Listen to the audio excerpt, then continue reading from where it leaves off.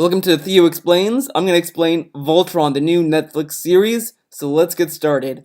So one day in DreamWorks, they're like, yay man, we suck at everything, Pixar is just destroying us every year in the movies. Let's just focus on Netflix, because everyone loves Netflix series, and you know what else other people love? My Little Pony, and that's a show from the 80s. So let's bring something back from the 80s, and make it into like a Netflix series. So we got this Voltron series. Let's just do that shit. Okay, and let's get the people who worked on Legend of Korra to work on it.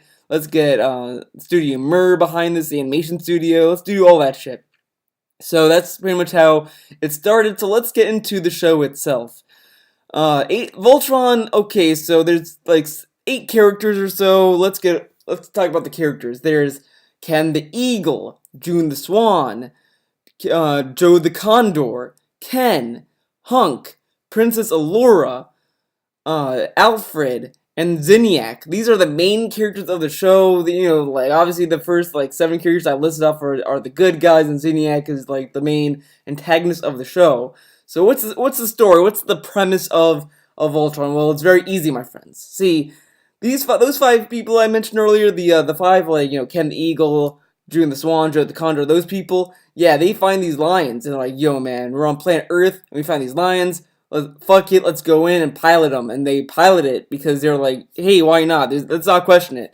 And then this lion somehow decides to take these people to some other planet. And they're like, yo, man, we see. And they go to this planet. They're like, yo, we saw, some crazy shit. And now we see a frozen princess here. And then some, like, butler guys. So they unfreeze them because why not?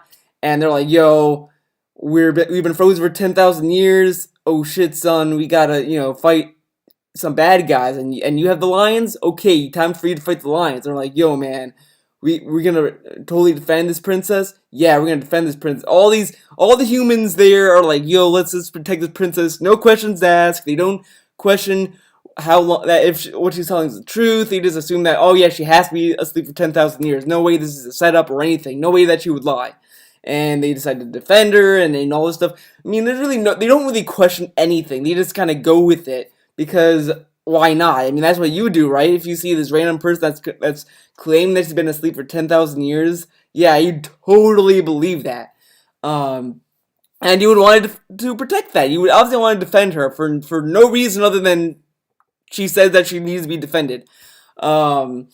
And then the bad guys. Zinniac is like, hey man, we're evil. We're gonna take over the galaxy. We just kind of keep doing that shit.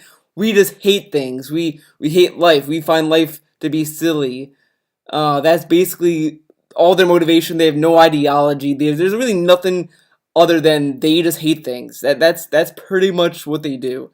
So the 5 humans that are like the new like lion tamers or whatever, they control these toys. I mean, mechs, that form this ultimate being Voltron. I guess it's its name. It's kind of a silly name, but they form this like gigantic statue thing that supposed to destroy shit. While the enemies is just like, fuck it, that thing is a piece of shit, and they keep fighting it. And at some points in the show, the humans do feel homesick. They're like, oh man, I wish I was home.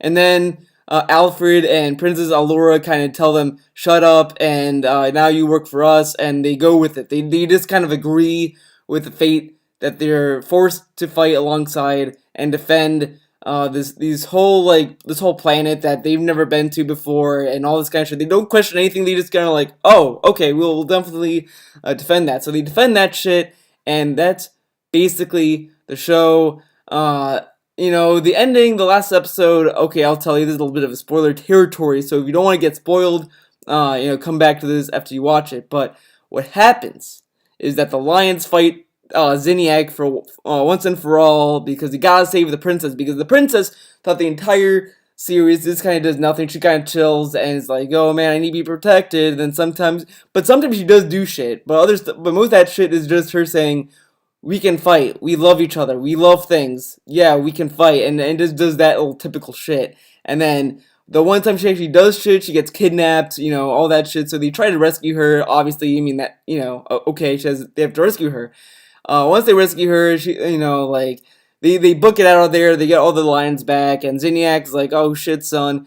and then once they try to escape, something happens to the wormhole for some reason, and all five lions get dispersed, and they all get separated, and it doesn't end on a nice, neat ending. It ends on a big cliffhanger because why not? All these lions are probably just chilling back at Earth. I mean, fuck it. So that's it for this episode of Theo Explains It. Thanks for watching.